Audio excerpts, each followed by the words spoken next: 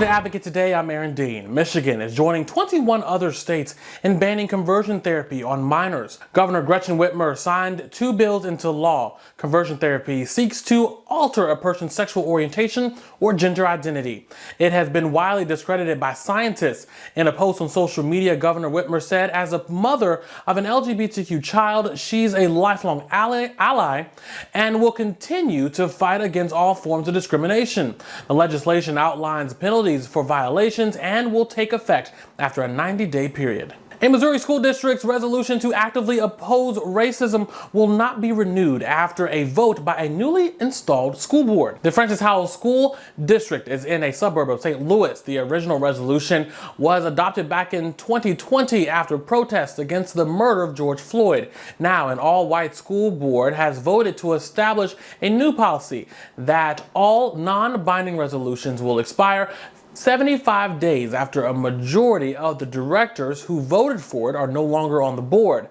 The board president is working to bring a modified version of the anti-racism resolution up for a vote. Parents and teachers are overwhelmingly supportive of continuing the anti-racism resolution. The Vanderbilt Medical Center in Nashville is being sued for handing over records of trans patients to the state's attorney general at his request. The medical center came under fire from state Republicans over its gender-affirming care. Patients were notified of the request. According to the report, 106 patients were treated. 2 patients have filed a class action lawsuit claiming a violation of HIPAA and the center's privacy policies. Back in May, the Human Rights Campaign reported that over 520 anti-LGBTQ+ bills had been introduced in 2023, which is a new record. And over 200 of those bills are targeting transgender and non-binary people. The organization Advocates for Youth say that this trend is extremely disturbing. There's a lot happening in our country. Different states are having their own issues. Right now, what are some of the top things that you all are focused on addressing? Yes, and you can say that again. As we round out legislative sessions across the country, there has been a lot moving on the various issues that we work on and that our young folks work on, from reproductive justice issues to LGBTQ issues. And especially talking about LGBTQ issues, there's been a this has been a record-breaking year for anti-LGBTQ bills across the country, especially anti-trans legislation.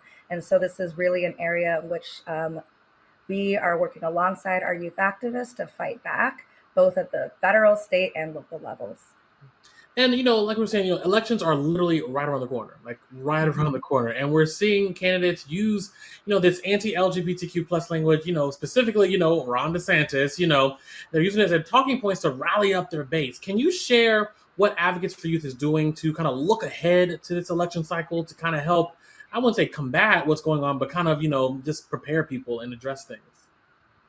Yeah, I think the most important thing that I've been seeing and that we've been working on with our youth activists is really pushing back on some of these attacks. We recently launched a new campaign called Act Out, which is a national network of youth activists who are really working in their communities to fight back against these LGBTQ attacks. We actually launched this campaign earlier this year during Pride Month, and we had a training series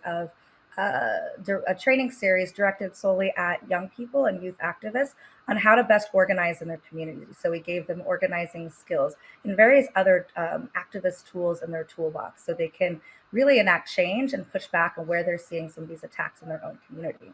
Well, Diana, like we know, we can't do all of these things by ourselves. We can't address all the issues by ourselves. Are there any partnerships that have been successful when it comes to the work that Advocates for Youth are doing?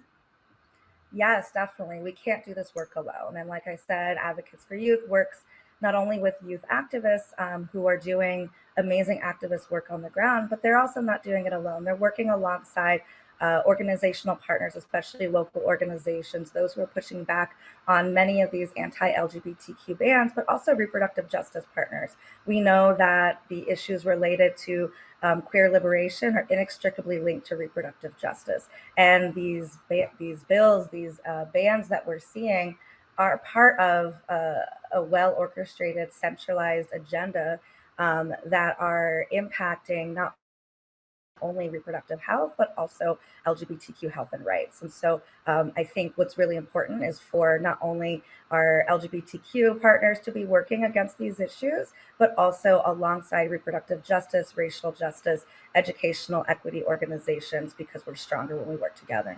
Advocates for Youth has a long history of engaging in sexual health education work, whether it's working in partnering with youth serving professionals, educators, administrators, community-based organizations, providing and supporting educators with curricula, resources in order to provide youth-friendly services. And we actually just published a really exciting resource guide called our Trans-Affirming School Project Resource Guide. And this is a really comprehensive guidebook with language, policies, definitions, examples, various different ways that school administrators, educators, and those who work directly with young people in a school-based setting can support trans youth and can provide a safe and affirming environment for trans young people in their schools. So when it comes to these conversations about sexual health and education, when it comes to queer youth, what do you think is missing from these conversations? Thank you for that question. I think a lot is missing, right? I think what's most important is focusing and centering on the resources, information, and the information that young people actually need. And while we are focusing, sometimes the cultural conversation is so focused on misinformation and medically inaccurate information. We know that young people deserve and should have access to the resources, the information, and the education necessary to make healthy decisions about their reproductive and sexual health and support their health and well-being. Comprehensive quality sexual health information and sexual health education includes all of those pieces, and includes and is LGBTQ inclusive, and ensures that young people have all the information they need to make healthy decisions and also pursue healthy relationships, right? And unfortunately, what we're missing is actually the real information. And what we're being seen so much in the media and these conversations on these sex ed bans is misinformation, is not accurate, and is actually not what's being taught in schools. And I think that's what we're really missing is really centering in on understanding what it is we're actually talking about and what sex ed actually is and isn't. Yeah. And right now, as this airs, someone, a parent, a guardian, a queer young person themselves could be out here looking for resources. They'd be struggling with something. What do you have to say to them? How can they get connected to what you all are doing to get the things that they need? Yes, of course. So our website, advocatesforyouth.org, has a number of resources, including the Trans-Affirming School Project Resource Guide that's really supportive and helpful, not only for educators and administrators, but also for parents who support trans young folks in their lives, and also for the Act Out campaign, actout.org.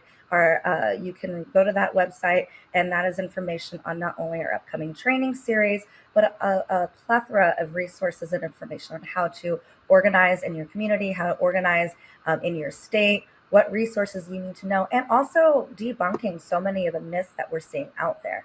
And so actout.org and advocatesforyouth.org, a ton of resources. Any final thoughts for our viewers? Anything else you want to share with them that we didn't cover? I mean, I think at the end of the day, it's just important to note that LGBT young people in the US and around the world have the right to safe and accepting environments, including their homes, their schools, and healthcare settings. And of course, the right to live with dignity and without fear from stigma, discrimination, or violence. The bills that we're seeing, the laws that we're seeing, this anti-LGBTQ movement that we're seeing is doing the exact opposite. And while it's a concerted effort by a political movement for political purposes, the people who are being hurt are young people. And we need to center those young people and lift their voices up in order to make these changes and push back. Thanks for watching Advocate Today. Download the app in the Apple or Google Play Store to stream us live, and you can subscribe to our YouTube channel. For the Advocate channel, I'm Aaron Dean, and this was Advocate Today.